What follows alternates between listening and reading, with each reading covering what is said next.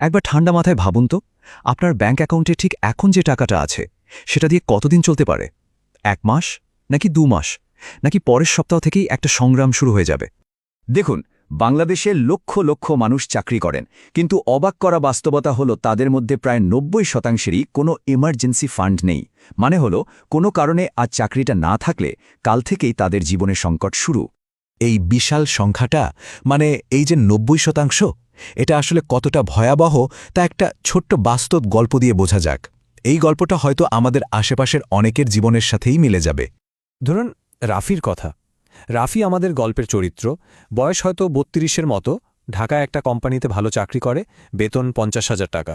পরিবারে স্ত্রী আর একটা ছোট বাচ্চা আছে। রাফি সবসময় ভাবত তার চাকরিটা তো বেশ আন্তঃশীল, ভয়ের কিছু নেই। কিন্তু বিপদ তো আর বলে কয়ে আসে না। হঠাৎ একদিন কোম্পানিতে রিস্ট্রাকচারিং হলো, আর অনেক ভালো পারফর্ম করার পরেও রাফির চাকরিটা চলে গেল। আর সেই মুহূর্তে তার সারা জীবনের সঞ্চয় বলতে অ্যাকাউন্টে পড়েছিল মাত্র 20,000 টাকা। চাকরির এই আকস্মিক ধাক্কাটা রাফির পুরো জীবনটাকেই যেন এলোমেলো করে দিল। বাধ্য হয়ে তাকে বাবার কাছ থেকে ধার নিতে হয়েছে, স্ত্রীর জমানো গয়না বিক্রি করতে হয়েছে, এমনকি একটা পর্যায়ে বাচ্চা স্কুলের বেতনটাও সময় মতো দিতে পারেনি। এখন প্রশ্নটা হলো, এই কঠিন পরিস্থিতিটা কি এড়ানো যেত? উত্তর হলো হ্যাঁ, অবশ্যই যেত, যদি তার একটা ইমার্জেন্সি ফান্ড থাকত। তাহলে এই ইমার্জেন্সি ফান্ড জিনিসটা আসলে কি, যা রাফির মতো একটা পরিস্থিতি থেকে আমাদের সবাইকে বাঁচাতে পারে? চলুন বিষয়টা একটু গভীরে গিয়ে দেখি। খুব সহজ করে বললে, ইমার্জেন্সি ফান্ড হলো আপনার আর্থিক সুরক্ষার প্রথম এবং সবচেয়ে শক্ত দেয়াল। এটা এমন একটা ফান্ড যা আপনি শুধু তখনই ব্যবহার করবেন যখন জীবনে সত্যিকারের কোনো বিপদ আসবে। এটা আপনার অর্থনৈতিক লাইফ জ্যাকেট। কিন্তু সত্যিকারের বিপদ বলতে ঠিক কি বোঝায়? দেখুন, হঠাৎ চাকরি চলে যাওয়া, নিজের বা পরিবারের কারোর বড় কোনো অসুখ কিংবা কোনো দুর্ঘটনা, এগুলো হলো ইমার্জেন্সি। অন্যদিকে নতুন মডেলের একটা ফোন কেনা বা উৎসবের কেনাকাটা কিন্তু কোনোভাবেই ইমার্জেন্সি নয়। এই পার্থক্যটা বুঝতে পারাটা সবচেয়ে জরুরি। আচ্ছা, ঠিক আছে, তাহলে সবচেয়ে গুরুত্বপূর্ণ প্রশ্নে আসা যাক, তাই না? এই যে ইমার্জেন্সি ফান্ড, এটার আকার আসলে ঠিক কতটা বড় হওয়া উচিত? কত টাকা জমাতে হবে? চলুন একটা সাধারণ হিসাব করে ফেলি। ধরুন, বাসা ভাড়া, খাওয়া দাওয়া, বিদ্যুৎ গ্যাস বিল, বাচ্চার স্কুল, যাতায়াত আর টুকটাক স্বাস্থ্য খরচ, মানে একদম বেঁচে থাকার জন্য যা না হলেই নয়, তার মাসিক খরচ দাঁড়ায় প্রায় 30,000 টাকা। অর্থনৈতিক পরিকল্পনার একটা সাধারণ নিয়ম হলো, আপনার ইমার্জেন্সি ফান্ডে অন্তত 6 মাসের অপরিহার্য খরচের সমান টাকা থাকতে হবে। তো আগের হিসাব অনুযায়ী 31,000 টাকা করে 6 মাসের জন্য আপনার লক্ষ্য হবে প্রায় 1,86,000 টাকা। এটাই হলো আপনার প্রথম টার্গেট। তবে এই যে 6 মাসের নিয়মটা, এটা কিন্তু সবার জন্য একরকম নয়। এটা পুরোপুরি নির্ভর করে আপনার চাকরির ধরনের ওপর।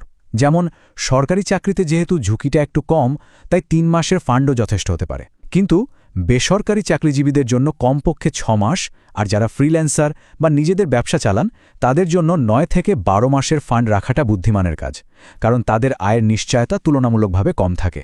বেশ, টাকার পরিমাণ তো না হয় বোঝা গেল, কিন্তু এই এতগুলো টাকা কোথায় রাখলে সেটা নিরাপদ থাকবে, আবার প্রয়োজনের সময় চট করে হাতেও পাওয়া যাবে? এই টাকাটা রাখার ক্ষেত্রে দুটো শর্ত মাথায় রাখতে হবে। 1, নিরাপত্তা, আর 2, তারল্য। মানে প্রয়োজনে যেন সাথে সাথে টাকাটা তোলা যায়। এর জন্য সবচেয়ে ভালো জায়গা হলো যে কোনো ব্যাংকের সাধারণ সেভিংস অ্যাকাউন্ট। যারা শরিয়া ভিত্তিক পদ্ধতি পছন্দ করেন তাদের জন্য ইসলামী ব্যাংকের মুদারাবা সেভিংস অ্যাকাউন্টও দারুণ। আর একদম অল্প অল্প করে জমানো শুরু করার জন্য বিকাশ বা নগদের সেভিংসও ব্যবহার করা যেতে পারে। একটা কথা মনে রাখতে হবে, এখানে আমাদের মূল লক্ষ্য কিন্তু দেশি মুনাফা করা নয়, বরং বিপদের সময় টাকার নিরাপত্তা নিশ্চিত করা। এত সব তথ্য জানার পর এখন আসল কাজটা হলো শুরু করা, তাই না? কারণ শুরু করাটাই সবচেয়ে কঠিন। চলুন দেখি কিভাবে একদম সহজ কয়েকটা ধাপে এই ফান্ডটা গড়ে তোলা যায়। এই ফান্ডটা গড়ার জন্য এই সহজ 5টা ধাপ অনুসরণ করা যেতে পারে। 1, প্রথমেই লক্ষ্য ঠিক করুন যে আপনি মাত্র 1 মাসের খরচের সমান টাকা জমাবেন। পুরো 6 মাসের কথা ভেবে ঘাবড়ে যাওয়ার দরকার নেই। 2, বেতন পাওয়ার সাথে সাথেই অন্য কোনো খরচ করার আগেই সঞ্চয় টাকাটা সরিয়ে ফেলুন। 3, এই টাকাটা রাখার জন্য সম্পূর্ণ আলাদা একটা অ্যাকাউন্ট খুলুন, যেটা আপনি সহজে ধরবেন না। আর শেষে যখনই কোনো বোনাস বা অপ্রত্যাশিত আয় হবে, সেটা সরাসরি এই ফান্ডে জমা করে দিন। মূলমন্ত্রটা আসলে খুবই সহজ, কিন্তু অবিশ্বাস্য রকমের শক্তিশালী। আগে সঞ্চয় করুন, তারপর যা বাকি থাকে তা খরচ করুন। এর মানে হল, বেতন পাওয়ার পর সবার আগে নিজের ভবিষ্যতের নিরাপত্তার জন্য একটা অংশ সরিয়ে রাখা। আর্থিকভাবে সফল হওয়ার জন্য এটা একটা পরীক্ষিত এবং প্রমাণিত কৌশল। এই ফান্ডটা তৈরির সময় কিছু সাধারণ ভুল আমাদের এড়িয়ে চলতে হবে। যেমন অনেকেই একবার ফান্ড বানিয়ে আর সেটার কথা ভুলে যায়।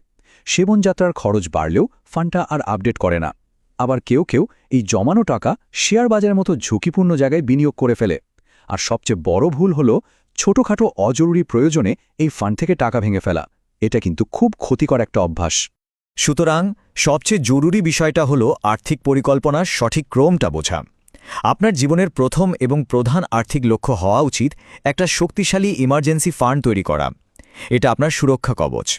এই দেয়ালটা যখন পুরোপুরি তৈরি হয়ে যাবে, শুধুমাত্র তারপরেই আপনি ডিপিএস, সঞ্চয়পত্র বা শেয়ার বাজারের মতো বিনিয়োগ নিয়ে ভাবা শুরু করতে পারেন। পুরো আলোচনাটা শোনার পর এখন নিজেকে এই একটা প্রশ্ন করার সময় এসেছে, এই যে আর্থিক নিরাপত্তার কথা আমরা বললাম, এটা গড়ে তোলার জন্য আজ ঠিক এই মুহূর্ত থেকে প্রথম পদক্ষেপটা কি হতে পারে? উত্তরটা আসলে খুব সহজ। 1000 টাকা দিয়ে শুরু করুন। যদি সেটাও কঠিন মনে হয় তাহলে 500 টাকা দিয়ে শুরু করুন। সত্যি বলতে পরিমাণটা এখানে বড় কথা নয়। সবচেয়ে গুরুত্বপূর্ণ বিষয় হলো কাজটা শুরু করা। কারণ আগামীকাল কি হবে সেটা আমরা কেউই জানি না। কিন্তু আজকে আপনি কি করবেন সেই সিদ্ধান্তটা কিন্তু সম্পূর্ণ আপনার হাতে।